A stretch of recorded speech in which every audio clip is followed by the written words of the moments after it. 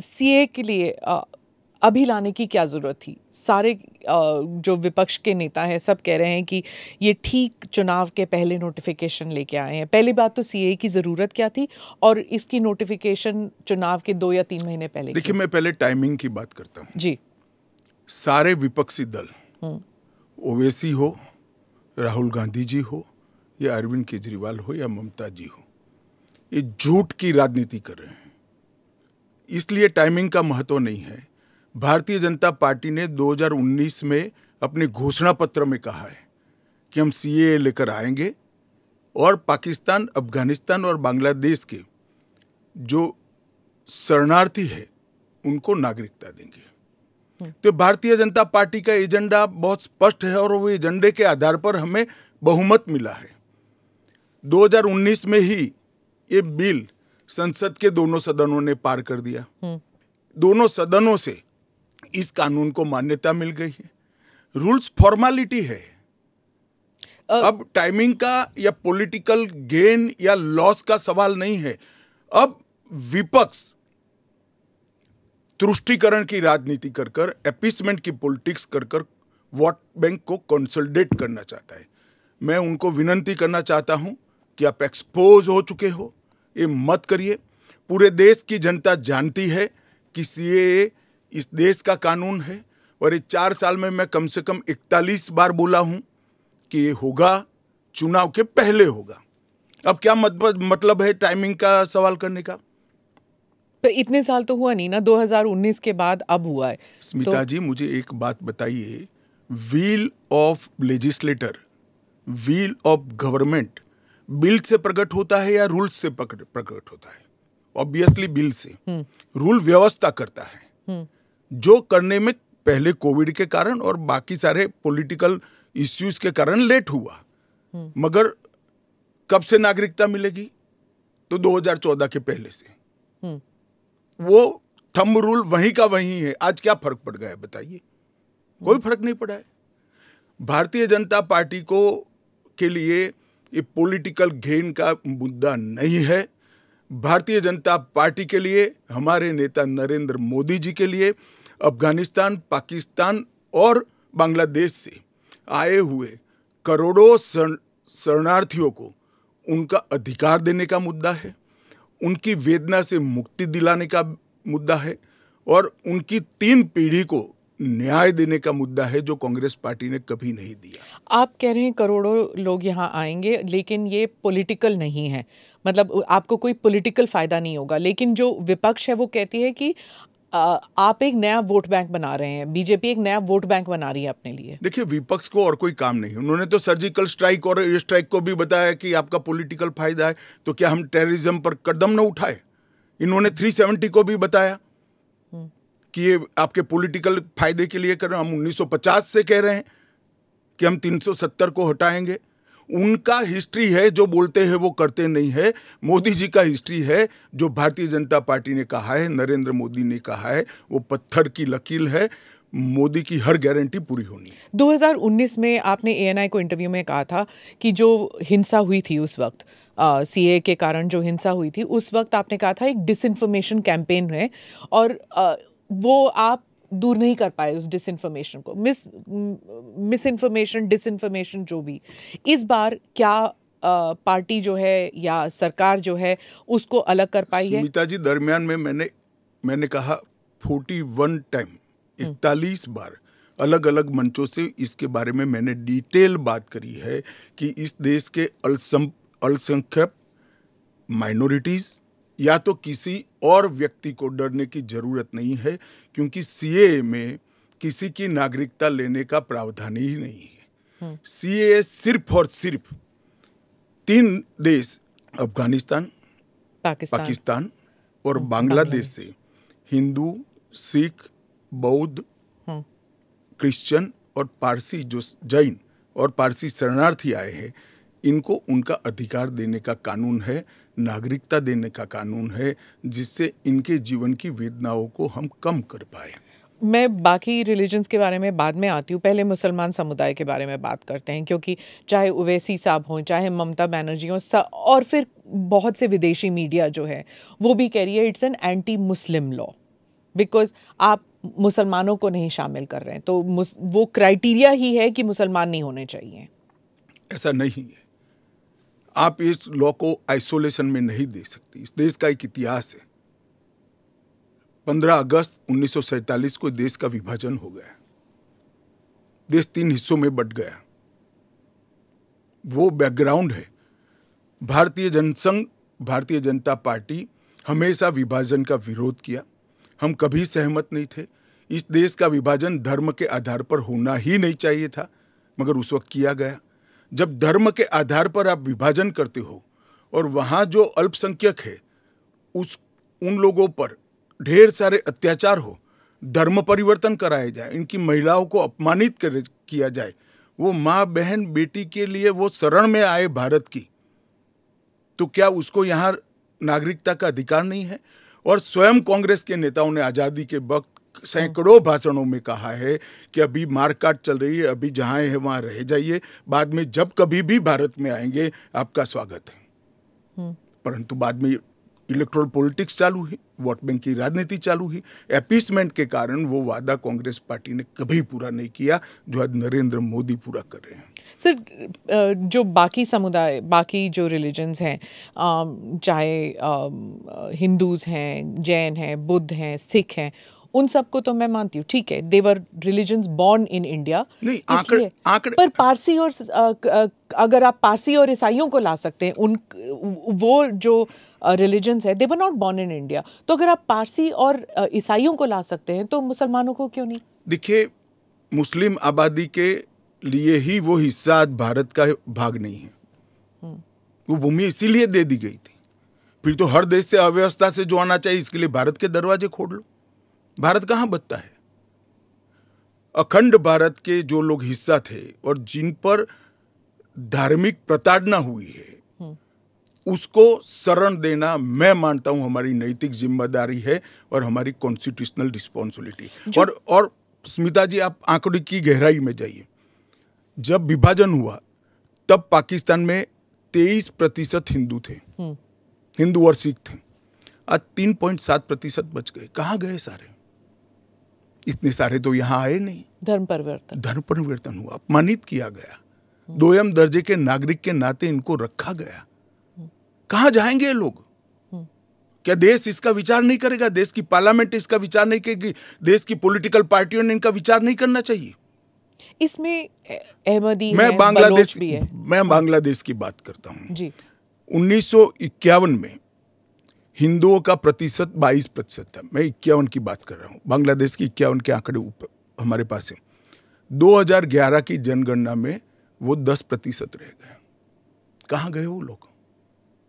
अफगानिस्तान 1992 के पूर्व, मैं 92 के आंकड़े मेरे पास लगभग 2 लाख सिख और हिंदू थे और आज करीब 500 बच गए। क्या इन लोगों को अपनी बिलीफ से जीने का अधिकार नहीं है? वो जब भारत एक था तब हमारे ही थे, हमारे ही भाई है, हमारी ही बहन है, हमारी ही माता है। अगर यही थ्योरी को आप अपना लो तो पार्टीशन के बाद इतने सारे शरणार्थियों को क्यों लिया? उसका भी तर्क नहीं है फिर तो वही मैं पूछूंगी कि आपने कहा कि धर्म के आधार पर दूसरा मुल्क बना, पर वहां पर शिया और अहमदी, बलोच, ये भी तो प्रताड़ित है वहां पर। देखिए, वो प्रताड़ना आंकड़ों के आधार पर इतनी सिद्ध नहीं की जाती और पूरी दुनिया में ये सारा ब्लॉक मुस्लिम ब्लॉक माना जाता है। आप मेरी बात समझ कर चलिए। और शिया, अहमदिया वो तो छोड़िए, मुसलमान को भी अधिकार है यहाँ एप्लीकेशन करने का। हमारे संविधान ने रास्ता खोला है, वो एप्लीकेशन कर रेफ्यूजी के तौर पर ना रेफ्यूजी के तौर पर नहीं, नागरिकता लेने के लिए अप्लाई कर सकते हैं। भारत सरकार इनकी भारत की सुरक्षा और भारत की बाकी सारी चीजों को देखते हुए उसका निर्णय करेगी। अच्छा, तो एक रास्ता किसी के लिए बंद नहीं है। अच्छा। ये स्पेशल एक्ट इसलिए बनाया है कि ये किसी भी वैध डॉक्यूमेंट के बगैर शरण में आए हैं, बॉर्डर क्रॉस कर आ गए हैं। तो अब आपने पोर्टल भी खोल दिया है, उसमें वो सारे डिटेल्स करेंगे। वो पोर्टल सुरक्षित है, और अगर किसी के पास दस्तावेज नहीं है तो क्या अब वो ना नागरिक है, ना माइग्रेंट है, ना रेफ्यूजी है, क्या बन जाते हैं? देखिए, मैं आपको बताता हूं, जिनके पास दस्तावेज नहीं है इसका रास्ता हम बाद में ढूंढेंगे, परंतु जिनके पास दस्तावेज है वो मेरे एक रफ अंदाज से 85% से ज्यादा है। और कितनी देर लगेगी, क्योंकि उन्हें एक ओथ भी लेना पड़ेगा? हमने कोई समय मर्यादा नहीं रखी है। अच्छा, आराम से सब लोग एप्लीकेशन करें। मैं सबको अपील करता हूं, आप आराम से करिए। ये एप्लीकेशन देश की सभी भाषाओं में है। आपकी भाषा में आप डाउनलोड कर सकते हो, एप्लीकेशन कर सकते हो, और आपकी समय की अनुकूलता से भारत सरकार आपको इंटरव्यू के लिए बुलाएगी और डॉक्यूमेंट की ऑडिट के लिए बुलाएगी। और वो फेस टू फेस इंटरव्यू होगा या फिर? या फेस टू फेस होगा। Face to face. Original document लेकर आना पड़ेगा। और अगर वो सेकंड जनरेशन रेफ्यूजीज है, मतलब अगर उनके बच्चे हो गए हिंदुस्तान में, 15 अगस्त 1947 से लेकर 31 दिसंबर 2014 तक जो भी आए हैं वो और उनके बच्चों का भारत में स्वागत है। ठीक, मैं आपके आलोचक के जो कमेंट्स हैं उनको पढ़ती हूँ, और आप बताइए। जो दिल्ली के चीफ मिनिस्टर हैं वो कहते हैं, वो सवाल उठा रहे हैं। उन्होंने कहा कि ये जो अंधाधुंध लोग आएंगे, बीजेपी उन्हें नागरिकता देगी, उससे थेफ्ट, रॉबरीज, रेप बढ़ जाएगा। दिल्ली के मुख्यमंत्री अपने भ्रष्टाचार के उजागर होने से अपना आपा खो बैठे हैं। उनको मालूम नहीं है कि ये सारे लोग आ चुके हैं, आज भारत में ही रह रहे हैं। सिर्फ इनको अधिकार नहीं मिला है, वो अधिकार देने की बात है। 2014 तक जो आ गए इनको नागरिकता देनी है। और इतनी ही चिंता है तो वो क्यों बांग्लादेशी घुसपैठियों की बात नहीं करते हैं, रोहिंग्यास का विरोध क्यों नहीं करते हैं? क्योंकि वो वोट बैंक की पॉलिटिक्स कर रहे हैं। दिल्ली के चुनाव उनके लिए लोहे के चने चबाने जैसे हैं, इसलिए वोट बैंक की पॉलिटिक्स कर रहे हैं। नौकरी का कहां सवाल है, वो ऑलरेडी यहां है। और बांग्लादेशी नौकरी का अधिकार नहीं मार रहे हैं क्या? रोहिंग्यास नहीं मार रहे हैं? इनके लिए तो आप कभी नहीं बोले भाई। सिर्फ जो हिंदू शरणार्थी आए हैं, जो बौद्ध शरणार्थी आए, जो जैन, पारसी और क्रिश्चियन शरणार्थी, इसी का विरोध कर रहे हैं। वो यही कह रहे हैं कि आप अपने नागरिकों को नौकरी नहीं दे पा रहे हैं, और इनको आप स्मिता जी वो पार्टीशन के बैकग्राउंड को भूल गई हैं। शायद उनको जो निराश्रित आए थे, जो रेफ्यूजीज आए थे, इनके परिवार के साथ एक चाय पीनी चाहिए। अरबों खरबों रुपए की संपत्ति छोड़कर रेफ्यूजी बनकर यहां आए थे, दिल्ली के बाजार में सब्जियों की दुकान लगाई थी। मोदी जी ने विभाजन की विभीषिका का दिन मनाकर उसको हिस्ट्री का हिस्सा बनाया है। इन लोगों के मन में संवेदना नहीं है, वो समझते नहीं है वहां धर्म के आधार पर इनके परिवार की महिलाओं का गौरव छीना जाए, अपमानित किया जाए, क्या करेंगे वो? इनकी वेदना हम भी नहीं सुनेंगे। 50 में आ गए, 60 में आ गए, 70 में आ गए, 80 में आ गए, आज भी नागरिकता नहीं है। बच्चों को अस्पताल में दाखला नहीं मिलता है, ढंग की नौकरी नहीं मिलती है, छुट भैया नौकरी करते हैं, अपने नाम से प्रॉपर्टी नहीं ले सकते हैं, मतदान नहीं कर सकते हैं। क्यों? क्या गुनाह है उनका? विभाजन का फैसला उन्होंने नहीं किया था, कांग्रेस पार्टी ने किया था। और उस वक्त सब ने कहा था कि जो आएंगे उसको हम नागरिकता देंगे। अब अपने वादे से मुकर जाना, मैं मानता हूं कि हमें तो कम से कम मंजूर नहीं है। इनकी संवेदनाओं को भारतीय जनता पार्टी भी महसूस करती है, इस देश के प्रधानमंत्री भी महसूस करते हैं, और हम मानते हैं कि इनकी ये 75 साल की वेदनाओं का अंत कभी न कभी आना चाहिए, और ये चुनाव के पहले आ जाए वो ठीक है। ममता बनर्जी पे आती हूँ। चीफ मिनिस्टर ने कहा है कि बीजेपी जो है ये हिंदू मुसलमान का खेल कर रहे हैं, और उन्होंने ऑडियंस को कहा कि आपकी प्रॉपर्टियां छिन जाएंगी, आपके बच्चों का एजुकेशन ख़त्म हो जाएगा, आपको डिटेंशन कैंप में भेज दिया जाएगा, और डिटेंशन कैंप ऑलरेडी हैं। तो ये सीए के ज़रिए 15 से लेके 20 लाख लोगों की सिटीजनशिप छीन ली जाएगी। देखिए, मैं ममता जी को करबद्ध निवेदन आपके इस कार्यक्रम के माध्यम से करना चाहता हूं। पॉलिटिक्स करने के हजारों मंच है, प्लीज बांग्लादेश से आए हुए बंगाली हिंदुओं का हित मत करिए।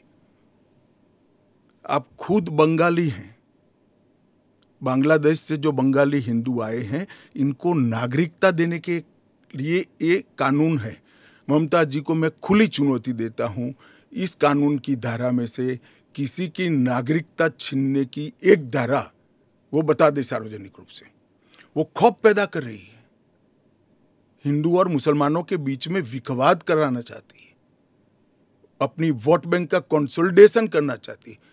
ममता जी, इसको मत रोकिए। करने जैसा काम है, घुसपैठ रोकिए।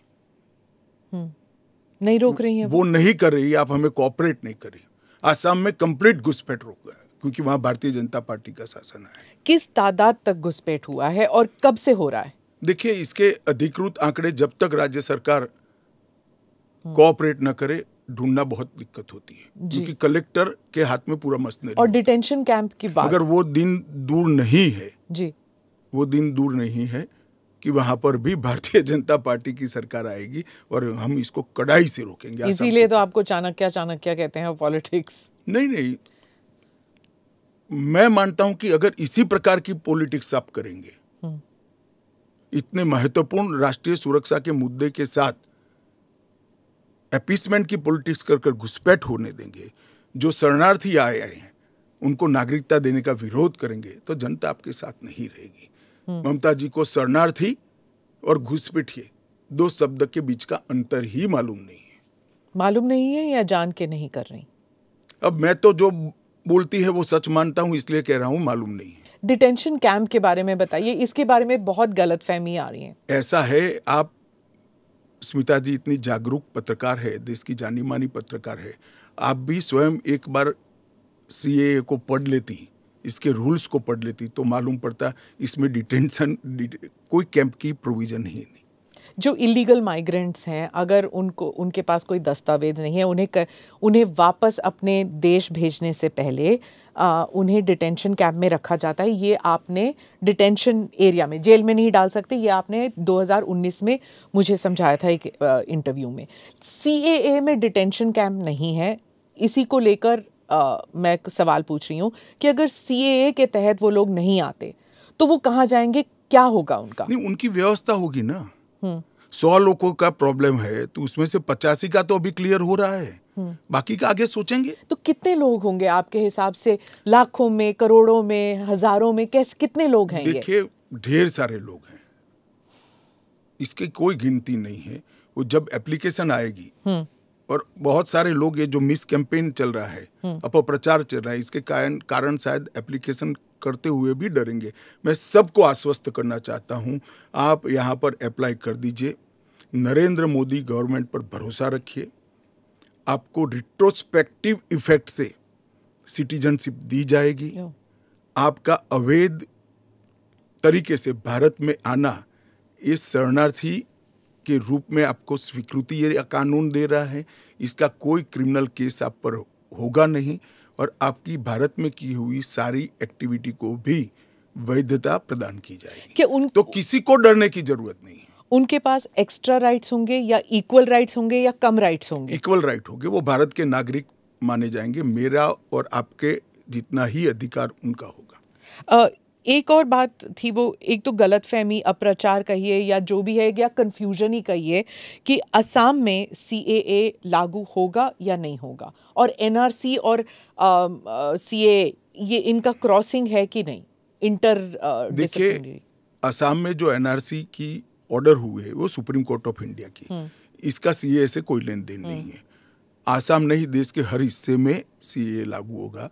सिर्फ नॉर्थ ईस्ट के राज्य जहां पर 2 प्रकार के विशेषाधिकार उनको दिए गए हैं, वो विशेषाधिकार के तहत जो राज्य आते हैं उनको ही सीएए नहीं होगा।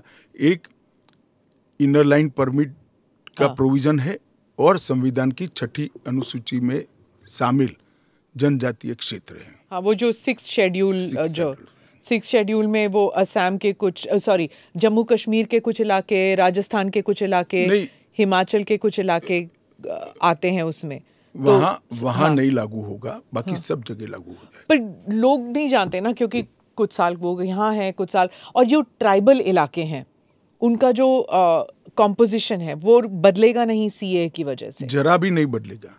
हाँ। ट्राइबल कॉम्पोजिशन और उनके अधिकार को हम जरा भी डाइल्यूट नहीं कर रहे हैं। हाँ। हमने एक्ट में ही प्रोविजन कर दिया है कि जहां पर भी इनर लाइन परमिट है और जहां संविधान की 6ठी सूची में जो क्षेत्र शामिल किए गए हैं, इन पर वहां पर सीएए नहीं लागू होगा और वहां के एड्रेस वाला एप्लीकेशन भी ऐप में अपलोड ही नहीं होता है।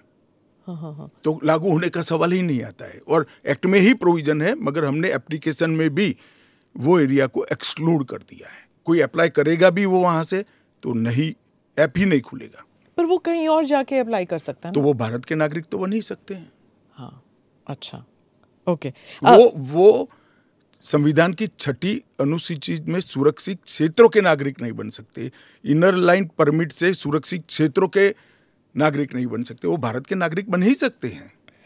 आपने कहा हर जगह लागू होगा। केरल, तमिलनाडु, पश्चिम बंगाल, इन तीनों राज्यों ने कहा है कि हम यहाँ पर लागू नहीं होने देंगे। क्या उनके पास ये अधिकार है कि वो लागू नहीं करने देंगे? वो भी समझ रहे हैं कि उनको अधिकार नहीं है। हमारे संविधान के अनुच्छेद 11 में संसद ने नागरिकता के बारे में कानून बनाने का अधिकार केवल और केवल भारत की संसद को दिया गया है। एक केंद्र का विषय है, केंद्र और राज्यों का साझा विषय नहीं है। तो नागरिकता के बारे में कानून और कानून का इम्प्लीमेंटेशन, वो दोनों हमारे संविधान की 246/1 अनुच्छेद के माध्यम से इसको शेड्यूल 7 में डाला गया है, जो केंद्र की, इसकी तमाम शक्तियां केंद्र को दी गई है। पर जैसे वेरिफिकेशन वगैरह है, पूरा जो ग्राउंड पे तो चेकिंग होगी ना, वो सब तो स्टेट गवर्नमेंट ही करेंगे। क्या वेरीफाई करना है? सिर्फ पोर्टल के थ्रू? वो तो इंटरव्यू में लेकर आएंगे कि मैं बांग्लादेश से आया हूं, देखिए मेरा पुराना डॉक्यूमेंट है। और वो राज्य में नहीं होगा इंटरव्यू? इंटरव्यू राज्य में भी हो सकता है, भारत सरकार करेगी। तो कोऑपरेशन की जरूरत नहीं है क्योंकि ये करना ही होगा। मैं मानता हूं चुनाव के बाद सब कोऑपरेट करेंगे। ये पॉलिटिक्स के लिए गलत प्रचार कर रहे हैं, एपीसमेंट की पॉलिटिक्स। और क्या यहाँ मतलब बांग्लादेश, अफगानिस्तान, पाकिस्तान के जो शरणार्थी हैं, क्या वो तमिलनाडु में गए हैं? वहां पर मतलब स्टालिन इसको इतना बड़ा, भाई मैं कोई पॉसिबिलिटी छोड़ना नहीं चाहता। हाँ। एक भी है तो उसको नागरिकता देंगे। जी। जयराम रमेश, कांग्रेस के नेता, ने कहा है कि ये अनकॉन्स्टिट्यूशनल है। शशि थरूर कहते हैं कि अगर कांग्रेस जीत जाती है इलेक्शन या इंडिया अलायंस जीत जाती तो ये सीएए को रिपील कर दिया जाएगा। क्या कहेंगे आप? देखिए, उनको भी मालूम है कि इंडिया अलायंस सत्ता में नहीं आना है। मैं आज आपके चैनल पर कहना चाहता हूं, सीएए के कानून को भारतीय जनता पार्टी की सरकार लाई है, नरेंद्र मोदी सरकार लाई है। इसको रिपील करना असंभव है। हम पूरे देश को जागरूक करेंगे और रिपील करने वालों को कहीं पर स्थान ही न मिले, इसी स्थिति होगी। और जहाँ तक असंवैधानिक होने का सवाल है, वो आर्टिकल अनुच्छेद 14 का हवाला देते हैं। वो भूल जाते हैं कि अनुच्छेद 14 में 2 अपवाद रखे हुए हैं। एक रीजनेबल क्लासिफिकेशन का अपवाद है और दूसरा कानून के उद्देश्यों के साथ लॉजिकल संबंध होना चाहिए। तो वो आर्टिकल 14 का वायोलेशन नहीं करता है।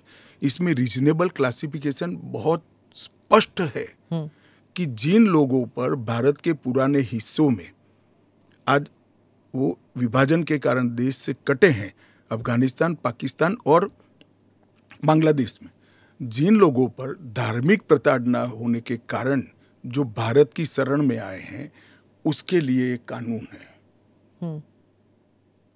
तो रीजनेबल क्लासिफिकेशन बहुत स्पष्ट है और इसलिए ये पूरी तरह से संवैधानिक कानून है।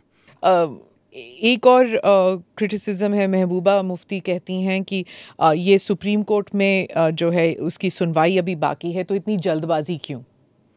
देखिए, हर कानून को कोई सुप्रीम कोर्ट में स्टे करेगा तो कानून का इम्प्लीमेंटेशन नहीं होगा। सुप्रीम कोर्ट के सामने न्याय मांगने के लिए जाना और सुप्रीम कोर्ट ने स्टे देना, दो अलग बात है। इस कानून पर सुप्रीम कोर्ट का कोई स्टे नहीं है।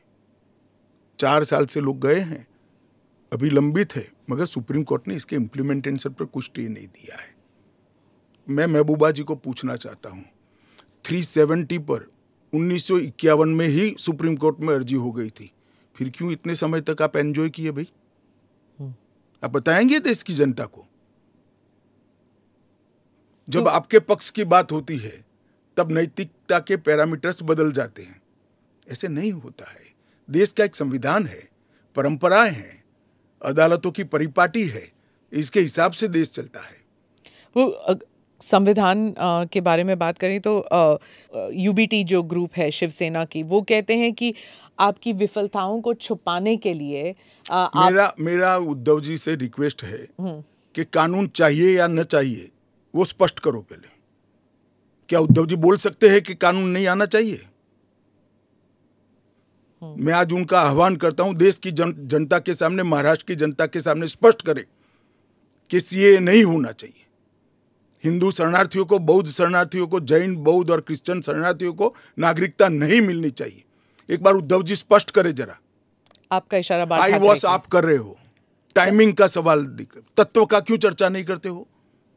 आपका इशारा बाल ठाकरे की तरफ नहीं, मेरा तो उनकी ओर है। बाल ठाकरे साहब तो अब रहे नहीं, वो स्पष्ट करे, क्योंकि वो पहले बोलते थे जो नहीं, पार्लियामेंट में भी बोले हैं।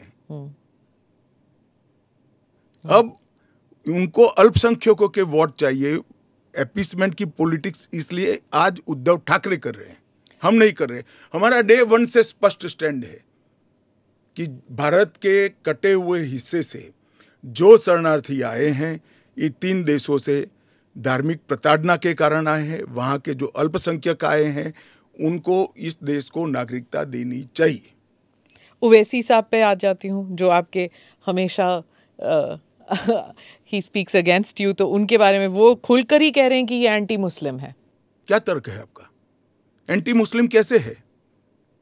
कि आप सिर्फ मुसलमानों को एक उसको आपने क्राइटेरिया बना दिया, ये मैं वो कह रहे हैं। क्राइटेरिया ये बना है कि जिस पर धार्मिक प्रताड़ना होती है इसको देंगे, और अगर वो मुसलमान, और भारत के पुराने हिस्से से मुसलमानों पर इसलिए धार्मिक प्रताड़ना नहीं हो सकती कि तीनों देश घोषित इस्लामी स्टेट है। कौन करेगा धार्मिक प्रताड़ना? कौन करेगा इस्लाम के अनुयायियों के साथ? ये तीनों देश घोषित इस्लामिक स्टेट इनके नाम के अंदर है, इनके संविधान में है। पर मैं फिर से वही पूछूंगी कि अगर आप ईसाइयों को दे सकते हैं, अगर आप पारसीज को दे सकते हैं जो इस्लामिक नहीं है, और अगर उन पर हो रहा है, तो फिर आप why can't you give it मुसलमानों को क्यों नहीं? देखिए, ऐसे तो फिर दुनिया भर से देश में जो आए सबको नागरिकता दे। तो अमेरिका तो करता है ना, सबको ले हम भी लेता है। करते हैं, अप्लाई करे वो घुस कर नहीं आ सकते। उनको ऑफिशियल एयरपोर्ट से, ऑफिशियल पोर्ट से, ऑफिशियल लैंड पोर्ट से आने की परमिशन ही नहीं है, इसलिए बेचारे घुस कर आते हैं, शरण में आते हैं। अमित भाई, वो आपका एक वो इंटरव्यू बार बार लूप पे चल रहा है हर जगह कि क्रोनोलॉजी समझिए, सीए के बाद एनआरसी आएगा। देखिए, ऐसा है स्मिता जी, सीए का कानून अभी चर्चा पर है। एक, इसमें एनआरसी का कोई प्रोविजन नहीं है। 2, इसमें किसी की नागरिकता छीनने का कोई प्रोविजन नहीं है। 3, अगर विपक्ष को ये चाहिए कि उनसे चर्चा हो, तो कोई भी कानून करने से पहले और बाद में संसद में चर्चा होती ही है। तो दोनों को मिक्सअप कर कर आप क्या लेना चाहते हो? अभी सिर्फ सीए चर्चा में है। जैसे सीए को इतना वक्त लगा, जिस तरह फार्म लॉज को रोल बैक किया गया क्योंकि सच अ लॉट ऑफ बैकलैश, तो क्या अगर इंटरनेशनल प्रेस में आने लगे और अगर यहाँ पर सड़कों पर लोग उतर आए, तो क्या ये भी वापस ले लिया जाएगा? देखिए, सीए का कानून कभी वापस नहीं जाएगा, और भारत की नागरिकता सुनिश्चित करना ये भारत का विषय है, भारत की संप्रभुता का निर्णय है। इसके साथ हम कोई कॉम्प्रोमाइज नहीं कर सकते। जब हम ट्राइबल एरियाज़ की बात करते हैं, अभी आपने कहा कि जो 6 शेड्यूल और जो जो काउंसिल्स, ट्राइबल काउंसिल्स का एरिया था, वहाँ पर ये ऑटोनोमस काउंसिल्स जहाँ पर हैं वहाँ पर नहीं होगा, लागू नहीं होगा। इन एरियाज़ में जो है डेवलपमेंट होता नहीं है, क्योंकि इतने सारे लेवल्स ऑफ गवर्नेंस होते हैं वहाँ पर। आप 2 दशक पहले की बात कर रही हाँ, हैं। आज वहाँ जाकर आइए, मोदी जी ने पूरे नॉर्थ ईस्ट में एयरपोर्ट वगैरह, हाँ, एयरपोर्ट बना दिए, रेल पहुंचने को आ गई, रोड बना दिए, हर घर में बिजली पहुंच गई, शौचालय पहुंच गया, हर घर में स्वास्थ्य की सुविधाएं पहुंच गई, गैस का सिलेंडर पहुंच गया, शिक्षा की भी उच्चतम शिक्षा संस्थान आज नॉर्थ ईस्ट में एस्टैब्लिश हुए हैं। जो पोर्टल से जब इनको नागरिकता मिलेगी, इससे उनको क्या क्या सुविधाएं मिलेगी? क्या आम नागरिक की तरह, या फिर जैसे उनको ये दिखाना पड़ेगा कि हाँ CAA के तहत हमको नागरिकता मिली है? क्या ये अलग आइडेंटिटी? ना ना ना ना ना, वो भारत के आम नागरिक की तरह ही भारत के नागरिकों की सूची में सम्मान के साथ समाहित हो जाएंगे, और उनको मेरे और आपके जितना ही अधिकार होगा। वो चुनाव भी लड़ सकते हैं, MLA भी बन सकते हैं, MP भी बन सकते हैं, मुख्यमंत्री या केंद्र सरकार के मंत्री भी बन सकते हैं। राहुल गांधी जो न्याय यात्रा में बार बार CAA भी उठा रहे हैं, और बाकी विषयों पर भी सरकार पर आरोप लगाते हैं कि अपनी विफलताओं को छुपाने के लिए कभी CAA लागू कर रहे हैं। मेरा तो आपसे रिक्वेस्ट है जी, कांग्रेस में आपकी अच्छी खासी पहुंच है, इस विषय पर राहुल जी से एक बार चर्चा कर डिटेल पूछ लो जरा। वो चर्चा नहीं कर रहे ना, वो मीडिया को वहां पर कह रहे हैं कि मीडिया जो है वो चर्चा नहीं करना चाहती, क्योंकि वो हमारे हाथ बंधे हुए हैं, हमारा मुंह बंद है। नहीं, मगर इस कमरे में बैठकर आपको इंटरव्यू करे CAA पर और समझाए, जो वो बोल रहे हैं वो इतना समझा दे जनता को। राजनीति के अंदर आपके निर्णय को जस्टिफाई करने की जिम्मेदारी आपकी होती है। जैसे मेरी सरकार का फैसला है CAA, इसके बारे में मेरी पार्टी के तर्क, मेरी गवर्नमेंट के तर्क, और क्यों ये देश के हित में है मुझे समझाना पड़ता है। जरा राहुल गांधी जी आपके इसी कमरे में आकर देश को समझा दे कि क्यों विरोध में है। आप कहते हैं कि ये राजनीतिक नहीं है, लेकिन आपके जो राजनीतिक स्पीचेस हैं, तेलंगाना में आपने कहा, जब आप अपने वायदे गिनते हैं कि ये वायदे हमने पूरे किए, तो CAA भी उसमें है। तो इसमें राजनीतिक कहाँ से हो गया? तो फिर आपके तो वायदे हमारा एक वादा था कि देश के अर्थतंत्र को सुधारेंगे, तो क्या अर्थतंत्र मत सुधारो, पॉलिटिक्स कर रहे हो। फिर राजनीतिक कहाँ से हो गया? हम मानते हैं CAA देश के हित में है, इनका अधिकार है, इसलिए हमने दिया है। पॉलिटिक्स कहाँ से? वो भी कहना देना चाहिए। अगर राजनीतिक फायदा है तो उनको कौन रोक रहा है? पर CAA पे तो बहस हुआ नहीं ना, वो बात पास हो गया। उसके बाद पास कैसे हो गया? पार्लियामेंट में पूरी बहस करी हमने। तो अगर 400 सीट आते तो क्या वो फुल लाइसेंस हो जाता है कि आपके हिसाब से कि जनता ने कहा कि हमने आपको 400 सीट दी है, अब आप जो भी देश हित में समझे वो करते जाइए। ऐसे लाइसेंस जिन्होंने उपयोग करे, हमने तो कभी नहीं करे। हमने तो जनता ने जब जब आशीर्वाद दिया बड़ी जिम्मेदारी के साथ देश चलाया, चाहे अटल जी हो चाहे नरेंद्र भाई। इंदिरा गांधी ने एक बार लाइसेंस का दुरुपयोग किया था और फिर स्वयं चुनाव हार गई थी। तो इसका भी मैकेनिज्म पड़ा है ना। जो लाइसेंस का दुरुपयोग करेगा उसका भी मैकेनिज्म है। हमारे 5 साल के बाद पब्लिक के सामने जाना है, यहां समाप्त नहीं हो जाता है। ये आप कह रहे हैं, लेकिन जैसे फॉरेन मीडिया को अगर आप देखें, वो कह रहे हैं कि एक के बाद एक जो आपने किया है, चाहे ट्रिपल तलाक हो, 370 हो, CAA हो। एक सेकंड, फॉरेन मीडिया को पूछे उनके देश में ट्रिपल तलाक है क्या?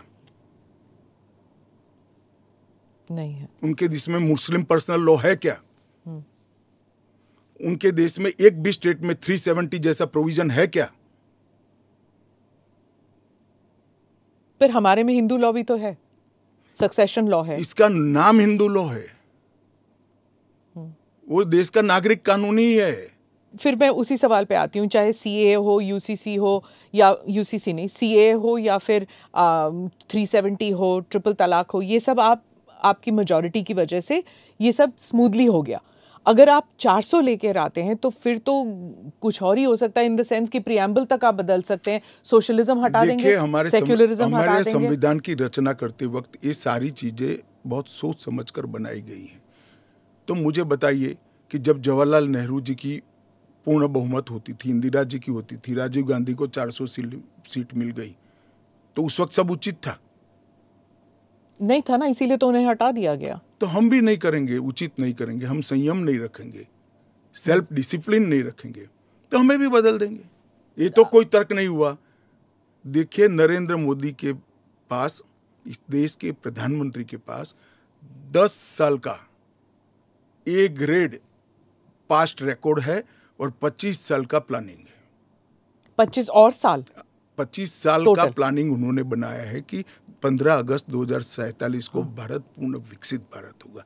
और उन्होंने पहली बार सरकार की मदद से नहीं, देश के 130 करोड़ लोगों को आह्वान लेकर संकल्प करा है कि सभी लोग जुटे। इसके साथ साथ इस देश में गुड गवर्नेंस, इस देश के अर्थतंत्र को दुनिया के प्रमुख अर्थतंत्रों में शुमार करना, दुनिया भर के टेक्नोलॉजी और R&D के लिए एक प्लेटफॉर्म बनाना, भारत को मैन्युफैक्चरिंग का हब बनाना, भारत को हर क्षेत्र में आत्मनिर्भर बनाना, इस देश की शिक्षा व्यवस्था को दुनिया के साथ और दुनिया से आगे ले जाने का प्रयास करना, ये सारी चीजें हमने करी है और ये भी हमारा एजेंडा है। मगर आप जब हमारे भाषण में से कुछ चुन लेती हो तो यही मुद्दे चुनती हो। अगर आप चुनाव जीतते हैं अगले 5 साल में एजेंडा क्या होगा? चलिए, एजेंडा हमारा घोषणा पत्र आएगा, इसमें आ जाएगा। आपका बहुत बहुत धन्यवाद। चलिए, धन्यवाद। For more of such videos, do like, share and subscribe to ET Now Swadesh.